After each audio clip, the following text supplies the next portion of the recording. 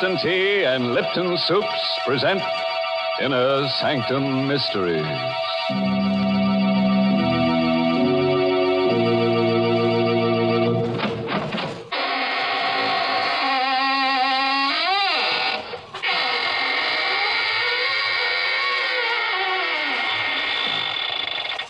Good evening, friends of the Inner Sanctum.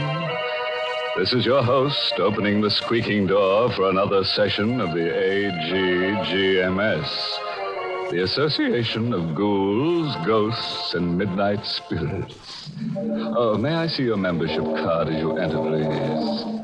What's that? Oh, no, it's not a printed card. All you have to do is show me your wrist. If there's any blood pulsing in your arteries, then you don't belong here tonight. Better come back and try some other time. After you've passed your mortuary test. Well, Mr. Host, I'm afraid I don't qualify as a member of your AGGMS, Association of Ghouls, or whatever it is. But I am a charter member of the ILLB Society. The ILLB? What's that, Mary? It's a new one on me. Why, those initials stand for I Like Lipton's Best. To join this club, all you have to do is see that the tea in your teapot is always Lipton's. The club password isn't a word at all. It's that familiar sound of appreciation, For really, Lipton tea is delicious, as zestful and spirited as can be. And the reason? Very simple. It's Lipton's brisk flavor. Brisk, you know, is the tea expert's own word for the lively, full-bodied flavor of Lipton tea. That brisk flavor has made a lot of friends, for more folks buy and enjoy Lipton's than any other tea in the world. So try a cup of Lipton tea yourself. I know you'll say, as so many others do, I like Lipton's best.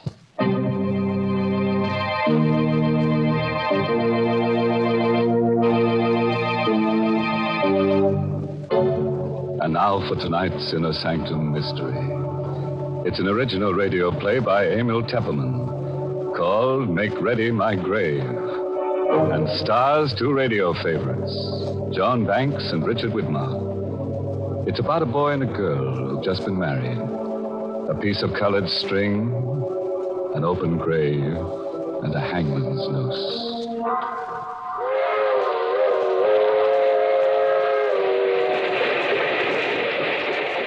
That train is the Southeast Limited. See it? Long, sleek, and powerful, clicking off the miles and the humming rails. A masterpiece of 20th century mechanical perfection.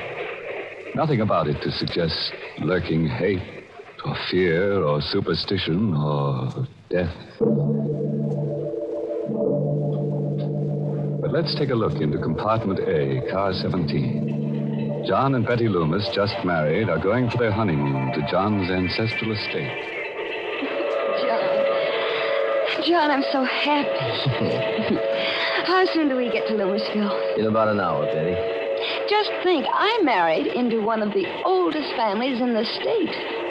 I hope you'll be very happy, darling. Oh, I will. You do love me, don't you, John? Of course I do, baby. I'll always love you. Always. No matter what happens. What do you mean, no matter what happens? What could happen? John, something's bothering you. No, it's nothing at all. You're hiding something. There's something you haven't told me. It's nothing, Betty. It's nothing to worry about. You don't want to tell me? No, not now. Maybe later. Why are you playing with that piece of yellow string? What? You've been playing with it ever since we came onto the train. Gosh, I never noticed. I watched you. You've been tying a knot in it. A knot? Good Lord. I must have tied it without knowing what I was doing. You've tied it into a noose. A hangman's noose. I don't know how I came to make it or where I picked it up. Well, it's only a piece of string. Yes, it's only a piece of string. Betty. What is it, John? Here, take this. A gun? Take it. But why? If I should ever try to... If I should ever try to strangle you, please listen to me. If I should ever try to strangle you, promise me to use that gun on me. What are you talking about? Lomasville, next stop. No, Next stop, Lomasville. This is where we get... John, what's this all about? That piece of yellow string and now this gun. Put it away, Betty, and remember what I said. Don't ever forget it.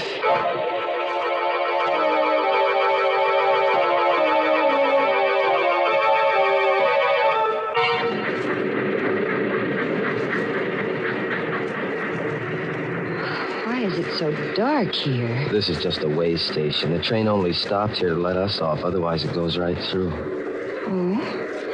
I thought Loomisville was a big town. Well, it used to be 100 years ago, but now there's only the Loomis estate. Are we far from the estate?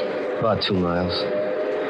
Old Herman Galt should be here to pick us up in the station wagon. Herman Galt? Mm-hmm. He's the handyman. There's been a Galt working for the Loomis family for the last 150 years. John, I don't like it here. Dark, and that wind. The devil can Galt be? I wrote them what train we were taking. I'm right here, Mr. John. Oh, Galt, you frightened my wife. I'm sorry, ma'am, if I scared you. Oh, that's all right. It was just the way you spoke so suddenly out of the darkness. If you'll follow me, I've got the station wagon back here. John, he doesn't like me. Galt? No, that's just his way. He's very devoted to the family. Wait till you get to know him. I don't think I care to.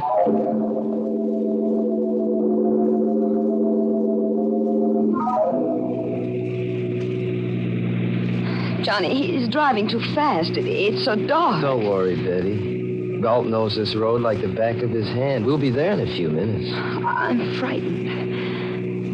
Darling, please, tell me why you gave me the gun. No, I can't tell you now, Betty.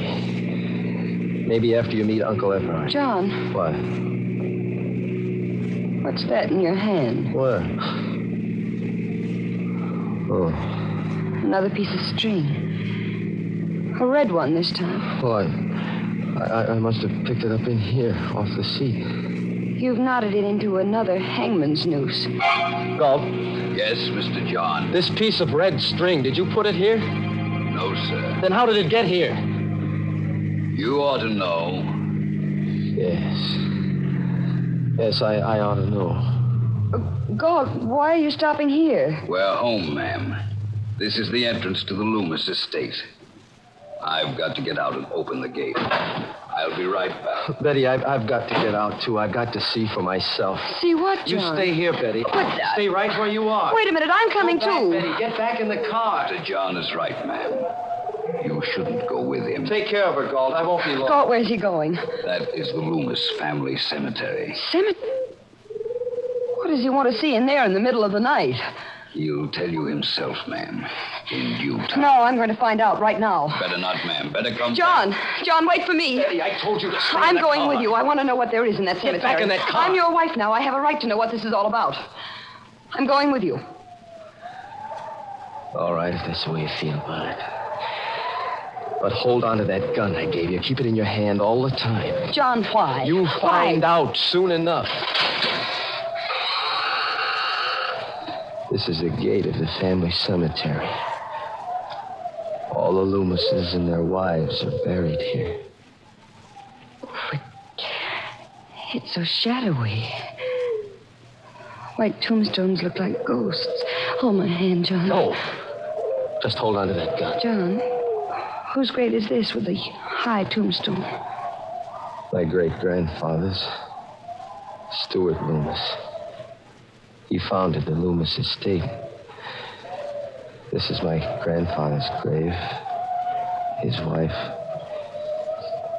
Here's my father. My mother. And that's all.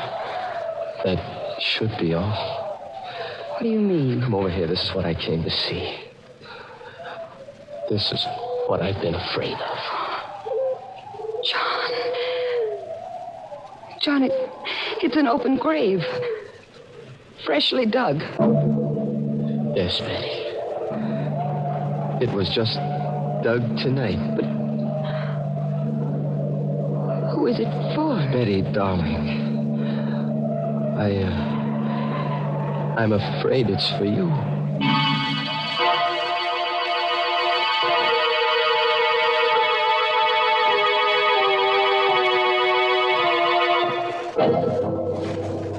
Well, what's poor Betty letting herself in for? With a fresh grave waiting for her on a honeymoon. And a husband who ties little strings into hangman's nooses. But come to think of it, Betty's a lucky girl at that. How many girls who get married nowadays can count on finding a nice, snug place all ready for them to lie down in and rest in peace? Gracious, Mr. Host, Betty doesn't seem like a lucky bride to me. Why, most brides have things much easier because there's so many things today to help them make their marriage a success. For example? For example, Lipton tea. With Lipton tea on the pantry shelf, a young bride today has a much better chance of making her home a happy one. Just the other day, I was talking to a friend who just got married. As we sat there in her kitchen sipping our Lipton tea, me occupying the only chair and she perched on the kitchen stool, she said, Mary, it was silly of me to worry about being able to cook the things Jack liked. It's not nearly as difficult as I imagined. Take this Lipton tea here. It answers the whole beverage problem as far as Jack is concerned. He's happy as long as he has Lipton's morning, noon, and night.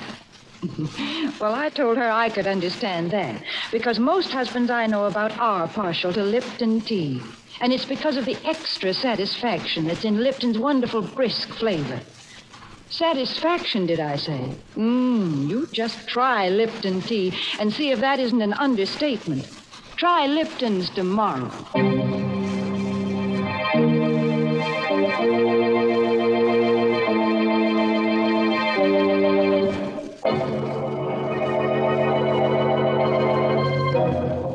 And now let's hurry back to our date in the graveyard. Remember? With poor Betty, whose husband has just told her he's afraid the freshly dug grave is for her. John, what do you mean? Who dug this grave for me? Who? If I told you, you'd think I was crazy. No, you've got to tell me. If I'm in danger, I have a right to know. Was it Galt? Your Uncle Everard? No, at least I don't think so. His wife, Christine. Betty, do you believe that a ghost could dig a grave? Ghost? Do you mean I'm in danger from a ghost? Oh, I told you you'd think I was crazy. John, why are you looking at me like that? I don't know. Betty, have you got that gun with you? No, I left it in the car. What good would a gun be against a ghost?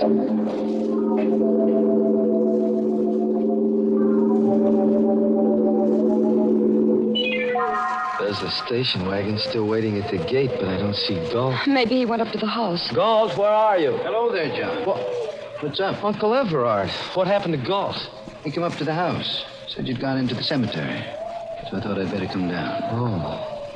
Is it there? Yes, it's there. A freshly dug grave. Uncle Everard, this is my wife, Betty. Who are you, Betty? Hello. You saw the grave too, Betty? Yes, and John says he thinks it's for me. I'm afraid I don't understand all You this. haven't told her anything yet, John? Well, just a little. I couldn't bring myself to. I think it's time you did.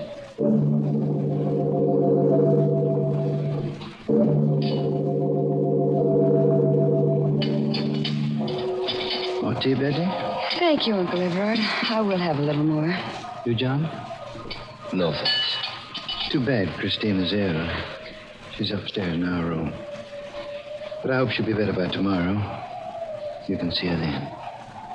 Maybe. What do you mean? That grave out there. Maybe it'll be filled tomorrow. John, don't you think it's time you kept your promise to tell me what this is all about? You tell her, Uncle Everard. Well, Betty, there's a ghost in the Loomis family. That's it in a nutshell. Oh, I see. And it was a ghost who dug that grave. I know it sounds mad. But after 150 years, we Loomises have come to the conviction that it can't be anything but a ghost. 150 years? You mean... John's great-grandfather, Stuart Loomis, settled this strip of seacoast under a patent from the colonial governor. There's his picture over the fireplace. He doesn't look much like you, John. Stuart Loomis was a hard man. There was a French privateer in these waters who made a lot of trouble in those days. Gaston Leroux, who sailed the seas with his wife, Antoinette. But what does a French pirate and his wife to do with that grave? Stuart Loomis captured Leroux and his wife, and under the authority conferred upon him by the governor, had the power to hang them. You mean the woman, too? Yes. He hanged them both on a gibbet where our family cemetery now stands. Oh, how terrible. Before he died, Gaston Leroux laid a curse on the Loomis family. He swore that just as his wife was hanged, so would all the Loomis women die. He swore that he would come back and dig a grave for the wife of a Loomis in every generation, and furnish the noose by which a Loomis would strangle his own wife. But that's incredible. A short while afterward, a fresh grave was found beside the gibbet where Leroux had been hung. That night, Stuart Loomis's wife, John's great-grandmother, was found hanging by the neck from the eaves of this very house. And Stuart Loomis? I told you Stuart Loomis was a hard man and had made many enemies.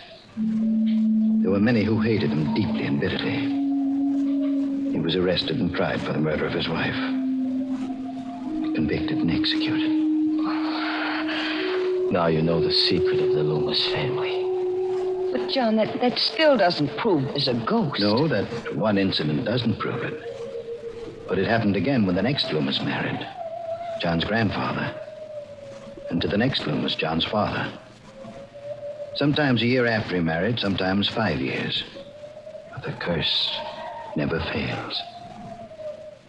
It's happened in every generation? Yes. And now, John Loomis has brought a new wife home. And there's a freshly dug grave waiting in the family cemetery. Then I'm next. I don't know, Betty.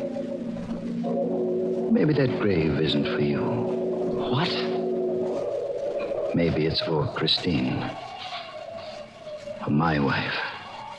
This is all ridiculous.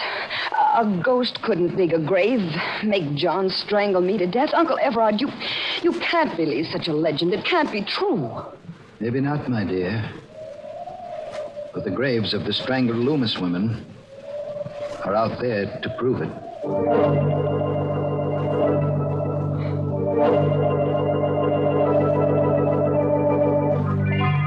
Well, this is your room, Betty. And I'm going to call you at 8 tomorrow morning. Good night. Good night, Uncle Everard. Good night, John. Good night, Uncle Everard. This is such a big room. It's so gloomy. The whole house is like that. It lies gloomy and sullen under the Loomis curse. Oh, Betty, I love you so much. We'll beat the curse together. Let me go, darling. I want to change my clothes and wash. All right. There's the bathroom over there. I'll only be a minute. All right, darling. Oh, it's a lovely bath. Betty, what is... John, quick. What? Look. Hanging from the shower bar. What? A hangman's noose. It's a real one this time. Of rope. Ready to hang someone. Who put it there? It's the Loomis curse. We can't get away from it. No ghost could have hung that rope there. Let's call Uncle Everett. All right. Have you got the gun with you? No, it's in my handbag. Well, get it. But John... Get it, I say. All right, John. Here. Here, I've got it. All right, now keep it with you all the time. And don't be afraid to use it on me if necessary. All right, let's get your uncle. This is his room. I wonder if I ought to wake him. It might upset Aunt Christine. She's sick. We've got to wake him. Better knock harder. Well, it wasn't locked. Call him. Uncle Everard. Uncle Everard? He doesn't answer. But there's a light in the room. Push the door further open. All right. Well, there's nobody in the room. The bed's empty. Uncle Everard? Aunt Christine? Maybe in the bathroom. The door is open. Betty! John, What? Aunt Christine. She's hanging by the neck. She's dead. It's the same kind of a noose as in our bathroom. Uncle Everard hanged her. It's the Loomis curse catching up with us.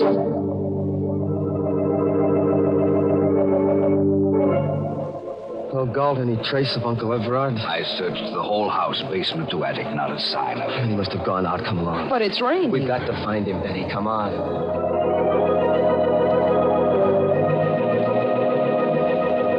It's so dark out here. How will we ever find him? I have a flashlight, ma'am.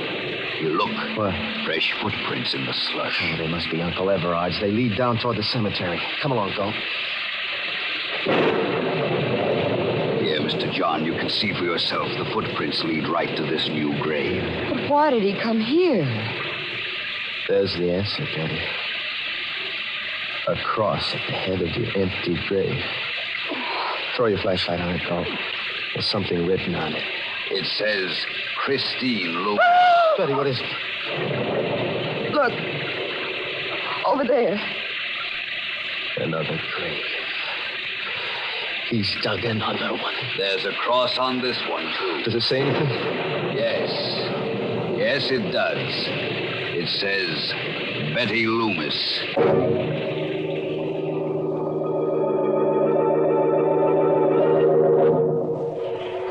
John, sit close to me.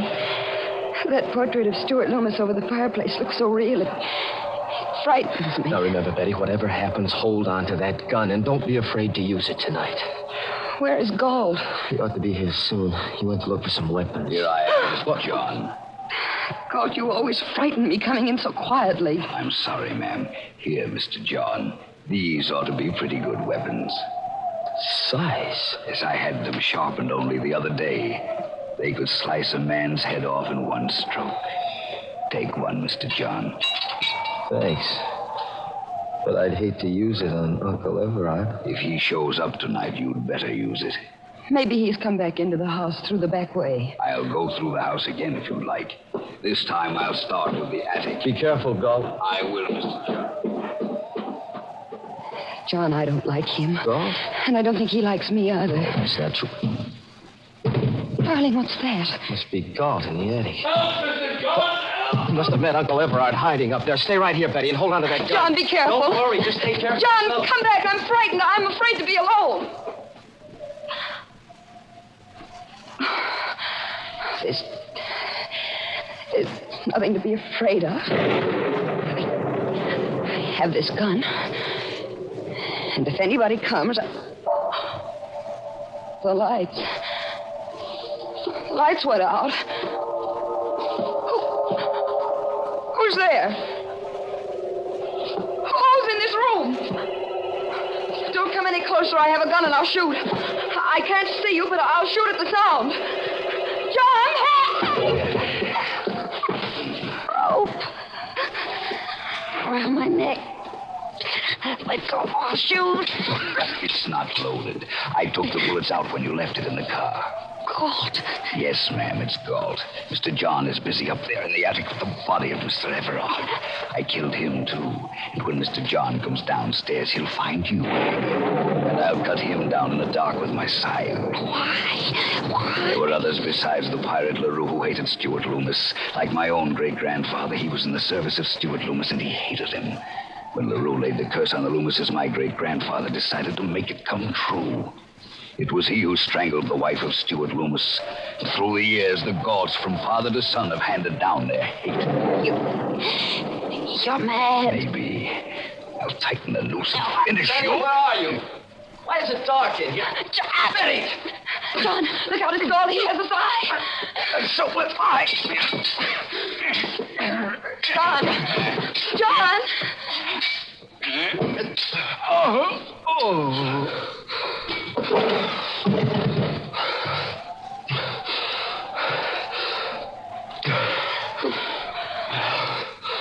Who is it? Darling, where are you? Here, John, here. Oh, darling. We finished forever with the Loomis curse.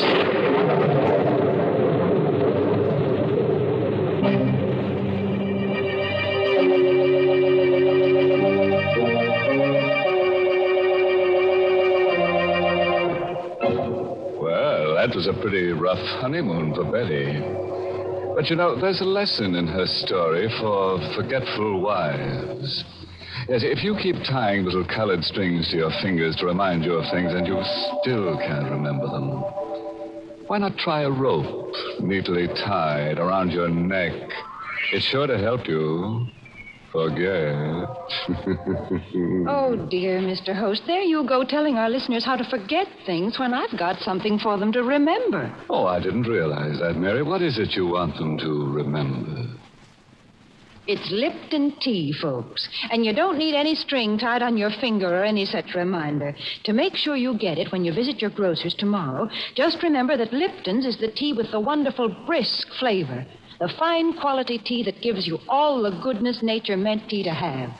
I wish you'd try a cup of Lipton's soon, because it's so delicious. Just ask your grocer for Lipton's. Remember, Lipton's is the tea with brisk flavor.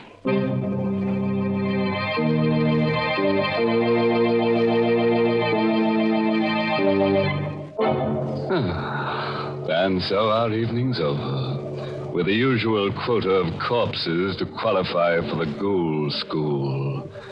We're working on a special matriculation for bachelor ghouls. In case you didn't know, a bachelor ghoul is one who believes that two can die as cheaply as one. Oh, by the way, this month's Inner Sanctum Mystery novel is I Hate Blondes by Wolf Kaufman. And next week, the makers of Lipton Tea and Lipton Soups will bring you another Inner Sanctum story directed by Himan Brown and called Dead Man's Turn. It's a little night course in murder, that's all. As you have your choice of majoring in choking, shooting, drowning.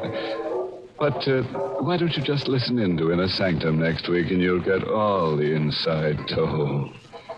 Oh, yes, next week part of the country goes on daylight saving time. If your area remains on standard time, tune in to Inner Sanctum 1 hour earlier. Until then, good night. Pleasant dreams.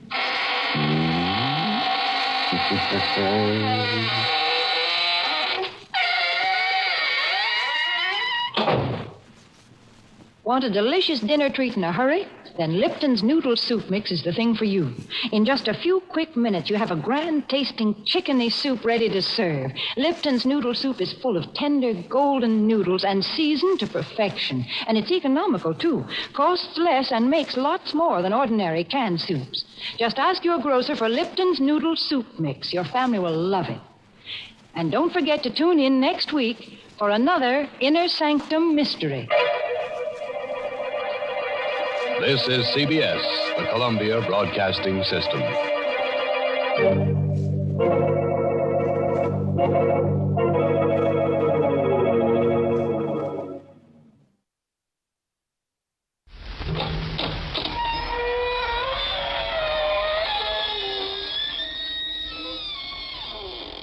Good evening, friends. This is your host to welcome you through the creaking door into the Inner Sanctum. Come in, come in. You mustn't mind that covered body over there in the corner. That's Oscar, our bashful corpse. You see, we covered him up because Oscar said he didn't want to be seen dead in here. And those folks sitting on the coffins just came in to rest their bones. Sort of a skeleton crew, you know. Oh, we're having a big party here tonight, but if you don't see any smiles, just remember, all the people here are grave characters.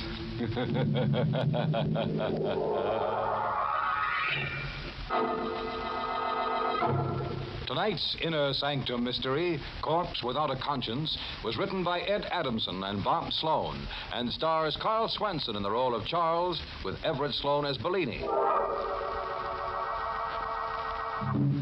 As they so often say, the line that separates the dead from the living is very thin. Now take tonight's character, Mario Bellini. Bellini crossed that line so many times he almost wore it out. Like the strange mystic man that Mario Bellini was in life, the small mosque-shaped tomb in which his body reposed was strange and mystic too. In the hillside cemetery, it stood alone and aloof, above the other tombs.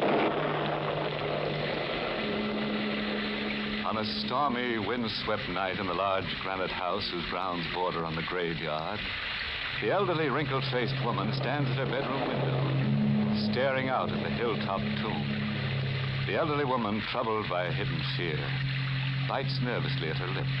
Then, suddenly... Idenda, what happened? Charles. What happened? Why did you scream? He's come back. He's returned from... Huh?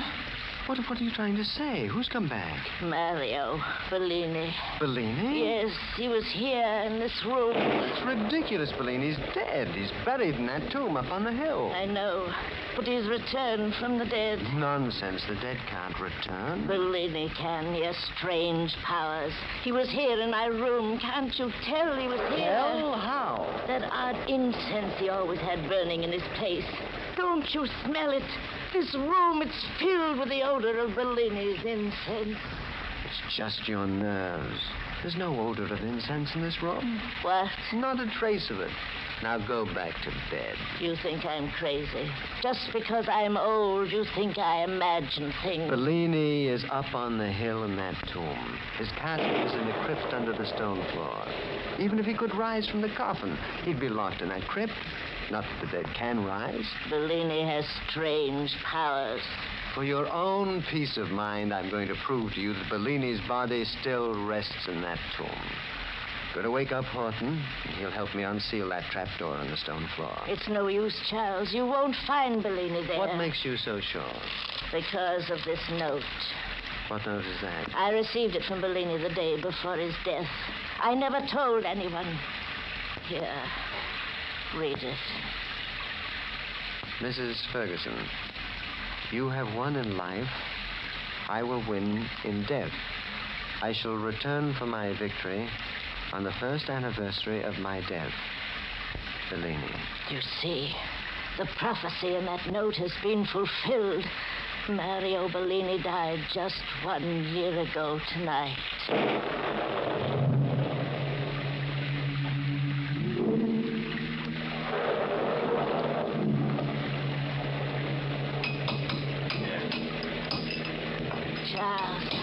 Please, I want to go back to the house. After I show you what's below the floor of this tomb. It's pure witchcraft, Mrs. Ferguson, coming to life after being dead for a year. My aunt is upset enough, Horton, without your comments. I'm sorry, Mr. Ferguson. Just keep working on that concrete. Yes, sir. Aunt Edna, you still haven't told me why Bellini sent you that note. I don't know. You sure? I told you, I don't know. Could it be because you swindled him? Swindled? I won't have you talking to me that way. Forgive me, Aunt Edna. Swindle is a bad choice of a word, isn't it? It was a perfectly legal transaction. I obtained his property fair and open. Just a shrewd business, hmm? Well, I've always prided myself on my ability to deal shrewdly in all matters. How's it coming, Horton? You need any help? No, sir.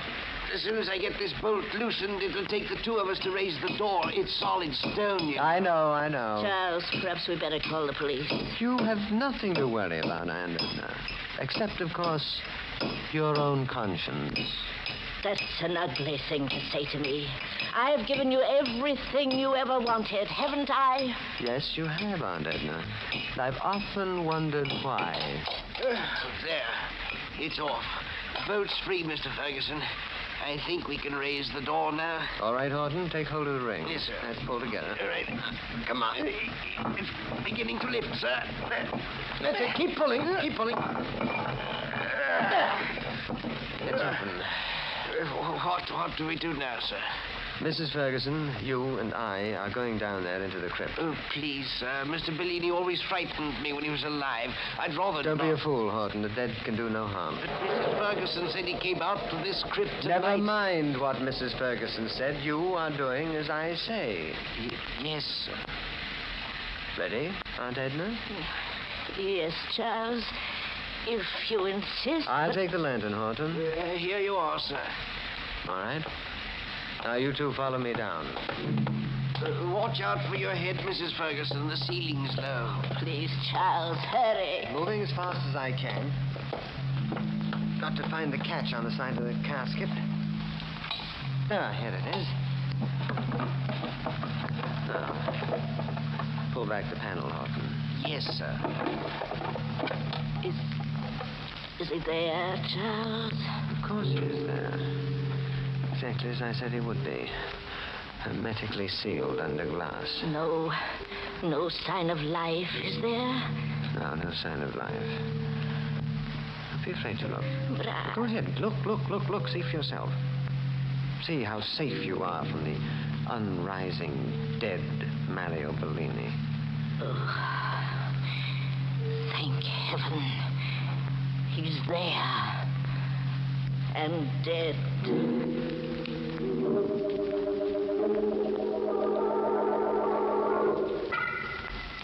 Charles, did you lock all the windows on the first floor? Yes, Aunt Edna. What about the shutters, Horton? I bolted them all, ma'am. Really, Aunt Edna, this is ridiculous. You saw his body still sealed in the casket? It's not his body. It's the spirit of him, his evil spirit. I know he'll try to kill me, but I'll fool him. I'll live through this night. Why, of course you will. I was just thinking of what the doctor said about your heart, about overexciting yourself. Never mind my heart. Get out of here. Both of you. Yes, ma'am. Good night, Aunt Edna. Good night. And Horton, make sure to lock the door behind you. Yes, Mrs. Ferguson. If you need me, Aunt Edna, just call out. I'll be within hearing distance. Make sure that you are.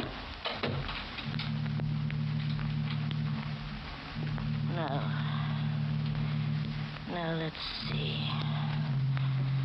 Is there anything I've overlooked? Yes, Mrs. Ferguson. Your closet. Oh, who said that? I did, Mrs. Ferguson. Turn around and you will see. No. Oh, no, it can't be. But it is. It's Mario Bellini. No. It's just in my mind. You're not really here at all. It's just my mind. You're in your casket where we left you. Am I? You're dead. I saw you in that casket. And I will return there after I settle with you. Oh, this is a trick. A trick to frighten an old lady. You're not really Mario Bellini. You can't be. You are going to die, Mrs. Ferguson. Stay away from me. You are going to die for what you did to me in life. It was all legal. I can prove it. I am not bound by the law now, Mrs. Ferguson. I'm taking you with me back to the grave. No. Please, stay away. Don't come near me. You foolish old woman. Do you think I'm afraid of that knife in your hand? Do you think a knife can protect you from the dead? Don't come near me. No, let go.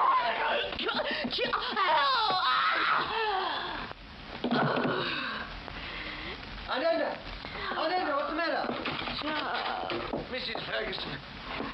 Oh, She's been stabbed, sir. Horton, call Dr. Marshall. Yes. No. Wait. Bellini. What? Mario. Bellini. Return from the grave. Mrs. Ferguson. She's dead, Horton. She was trying to tell us something. What did she say about Bellini? I'm not sure, but it seemed as if she were trying to accuse him. Of stabbing her? Yes, but that doesn't seem possible. Every entrance to this room was locked. Horton, look. Her hand on the knife, as if she'd plunged it into herself. Mrs. Ferguson wouldn't have killed herself, sir. And yet there was no way for anyone to get in here. Anyone alive. I don't know what to think now. Maybe my aunt knew what she was saying. Maybe she did. Horton, what are you staring at? Look, sir. This was on the floor. What is it? A ring, a gold ring, with the initials MB engraved on it. I saw that ring tonight. I saw it on Mario Bellini's hand while he was in the casket in his tomb.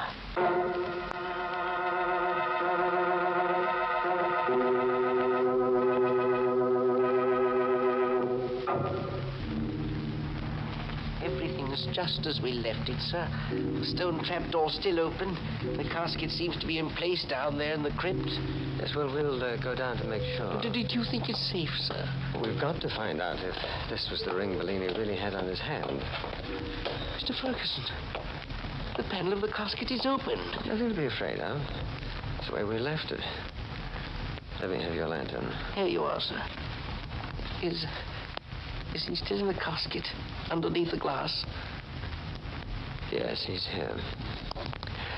I guess we must have misunderstood what my aunt meant when she spoke his name. Of course, sir. Nobody can return from the grave. Good heavens, Mr. Ferguson, his hand, there's no ring on it. Mm-hmm. Look for yourself, it's gone, sir. There's no ring on his finger. Oh, yes, no ring. But it's not possible. Are you sure you saw the ring on the corpse? Couldn't you be mistaken? I guess I could be, but... Well, I guess I must be, because No, you were right. Mrs. Ferguson was right, too. Mario Bellini did return from the dead to kill her. Horton, what are you talking about? Look at the other hand. It's stained with blood, sir. I can't understand it. I can't understand how blood could be on his hand unless it was there when he was put into the casket. But it's fresh blood, sir. We must call the police immediately. Yes, I guess we'd better. We'll go just as soon as I pull the panel back over the top of the coffin. We'd better leave everything the way it is and hurry out of here. It may be dangerous for us to stay a moment longer. No, all right. Mr. Ferguson.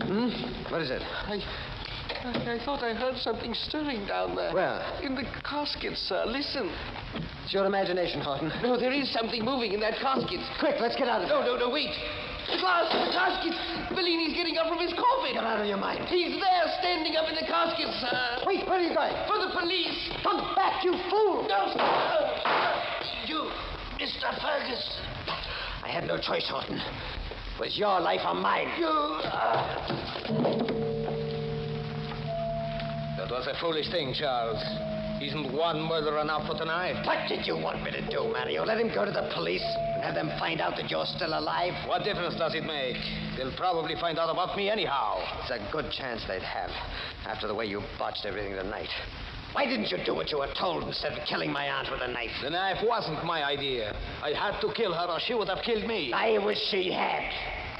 Would have fitted my plans better. You and your plans, making out a false certificate of my death, burying an empty casket, and hiding me away for a year, all so I could scare your aunt to death. Ah, what a plan. It would have worked if you had followed orders. I did as you ordered, but it did not work.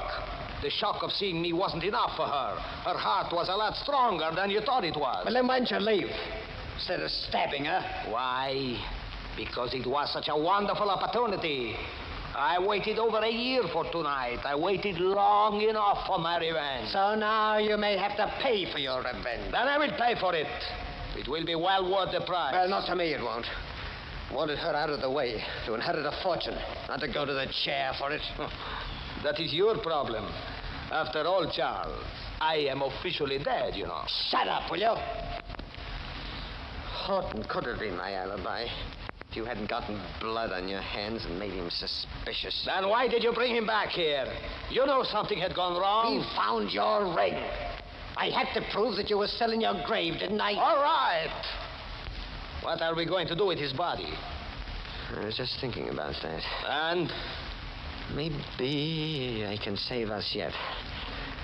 We'll put his fingerprints on that knife, and we'll make it look as if he had a fight with my aunt. It might work. It's the only thing we can do. I'll say there was an argument between them. And in the struggle, my aunt was stabbed and Horton was shot. What about this tomb? We'll close it up tight till the investigation's over. There's no reason for them to suspect that you're still alive.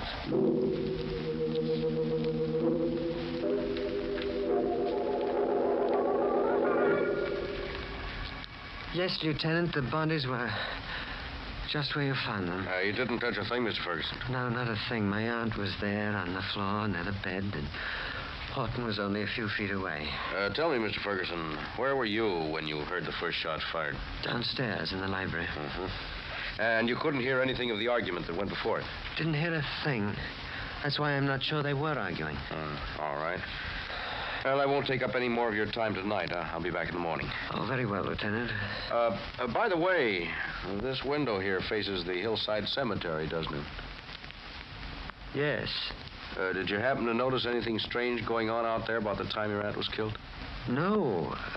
I told you I was in the library. Oh, yes, so you did. Why do you happen to mention the cemetery, Lieutenant?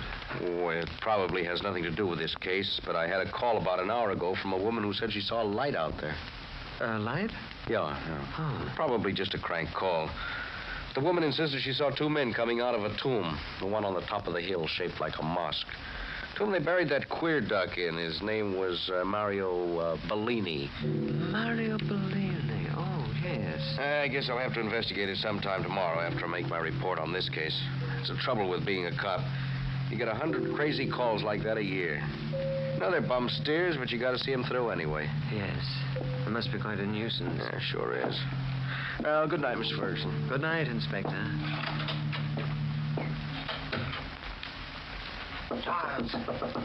Charles, what do you want, Mario? Is it all right to come in now? Give him a chance to get out of the house. He won't come back anymore. All right. Come in. I heard what he said, Charles. Well, what about it? If the lieutenant goes to that tomb tomorrow, there will be trouble. Why do you say that? Are you crazy? That stone door to the crypt is chipped. The bolt has been broken. And there may be blood stains on the floor. Well, what if there are? There's no connection between me and Mario Bellini. Isn't there? What about the false death certificate? Don't you think they can eventually trace that back to you? Oh, I don't know. Well, I'm not going to wait to find out. I'm taking the first train out of here, and you had better do the same. Run away? What good would it do me without the inheritance? Where can I go? How can I live? That is your problem, not mine. I am dead, remember? No matter what happens now, I will be in the clear. Oh, that's right. If you go, you'll be in the clear. And if you stay, then I'll be in the clear. What do you mean? There's only one flaw in my story, Mario, the false death certificate. But that certificate doesn't have to be false. What? It doesn't really have to be false at all. If you're dead when they open that casket tomorrow, then my hands will be clean. Charles. Yes, that's the only way out. No, Charles, stay where you are. I can't let you live. You've got to die. No, Charles, wait. No, I've got to die, Bellini. I can live. Killing you is the only solution.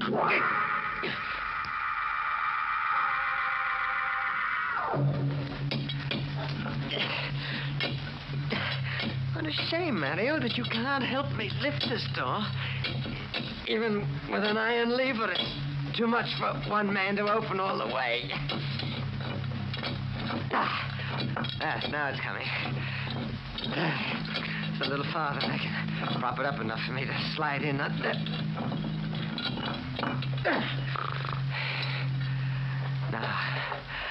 Now I can slide through.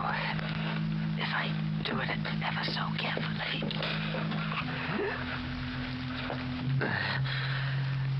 Now, it's your turn, Bellini.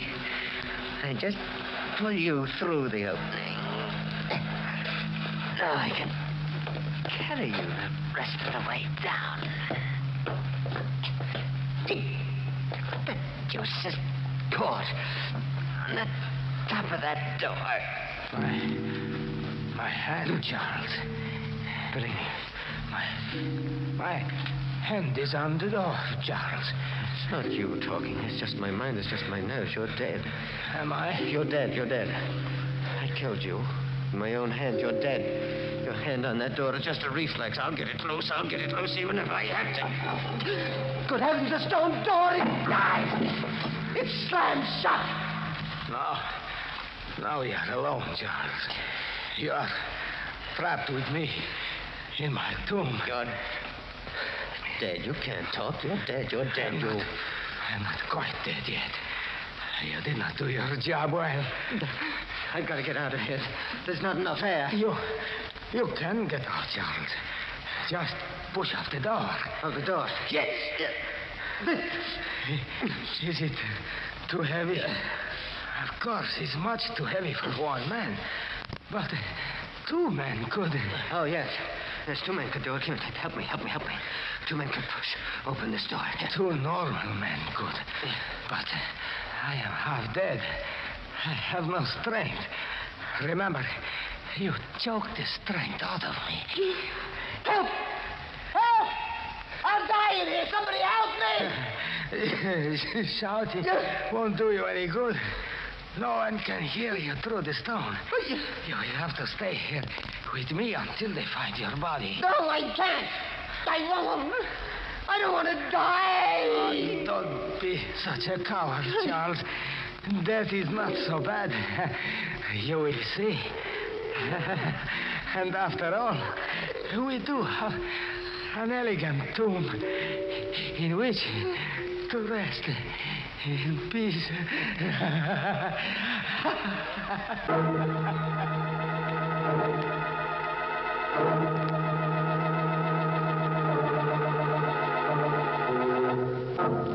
That's what we mean when we say the guy died laughing.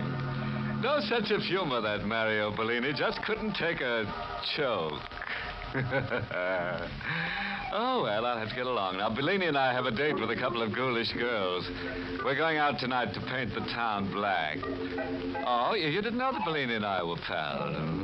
Why, of course. I've known that stiff ever since he stood knee-high to a grave hopper.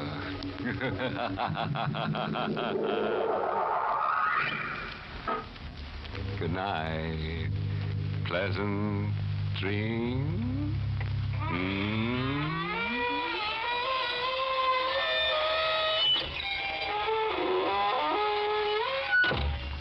Inner Sanctum was heard in the United States over CBS, the Columbia Broadcasting System, and has been rebroadcast for servicemen and women overseas.